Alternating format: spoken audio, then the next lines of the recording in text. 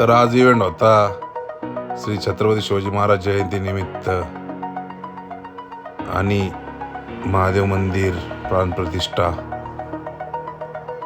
आणि श्री दत्त भगवान प्राणप्रतिष्ठा उत्सव समितीच्या वतीने न्यू होम मिनिस्टर केळ पैठणीचा म्हणजेच क्रांतीनाना मळेगावकरचा. तर आज अचानकपणे इव्हेंट आला, आम्हाला फोन आला, तर आम्ही निघालो इव्हेंटला.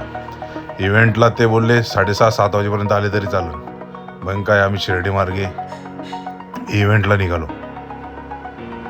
शिर्डीचे 3-4 किलोमीटर निमगाव होतं. शिर्डीच्या पुढे निमगाव गाव, त्या ठिकाणी इव्हेंट होता. हायवेच्या कडेलाच मोठं एकदम गाव होतं.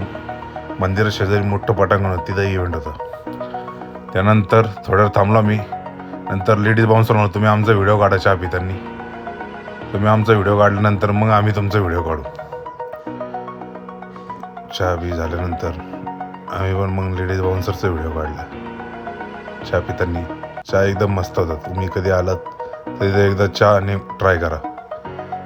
आज टोटल 6 बाउन्सरचा इव्हेंट होता. आज दीपक भाऊ पण आले होते.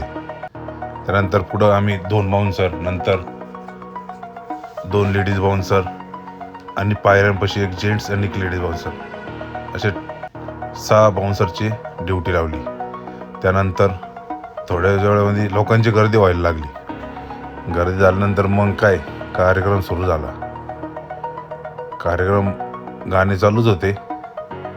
पायऱ्यापाशी इकडून एक जेंट्स आणि इकडून एक लेडीज 2 बाउन्सर ठेवले होते. आणि त्याचनंतर सह्याद्री क्रांती मळेगावकर यांची एंट्री केली, म्हणजेच क्रांतीनाना सरांची मुलगी. आमच्या लेडीज बाउन्सरने त्यांची एंट्री केली. इथं प्रॉपर त्यांना असं स्टेजवरती पोहोचवलं. आणि त्यानंतर मग क्रांतीनाना मळेगावकर सरांची एंट्री झाली.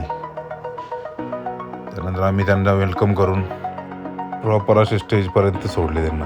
त्यानंतर कार्यक्रम चालू झाला. आम्ही या इकडून 2 बाउन्सर होतो आणि ते पायरीच्या त्या साईडनी 2 लेडीज बाउन्सर होते. त्याचनंतर गाण्याच्या जोशामध्ये कार्यक्रम सुरू झाला. क्रांतीनाना सर डायरेक्ट पब्लिकमध्ये जाऊन राडा घालत होते. फुल अशी पब्लिक, महिला एकदम नाचत होत्या. आणि त्याचनंतर त्यांचे भरपूर असे कार्यक्रम चालू झाले. ते तळ्यात मळ्यात असन, ते फुगे फोडण्याचा कार्यक्रम असन, त्यातून भाग्यवंत विजेत्याला पैठणी देणार होते ते. त्यानंतर असे भरपूर असे कार्यक्रम चालू झाले त्यांचे वेगवेगळ्या प्रकारचे. आणि तुम्ही बघू शकता हे रस्सी खेचचा प्रोग्राम. आणि ज्यांचा नंबर आला ते भरपूर असे पैठणी साड्या वाटत होते ज्यांचा नंबर आला त्यांचा. त्यानंतर हे लहान मुलांना कसरत करत होते. बरोबर असे एकदम खतरनाक आणि कॉमेडी शो झाला एकदम. आणि त्याच नंतर मध्ये अशा प्रकारे कार्यक्रम संपला.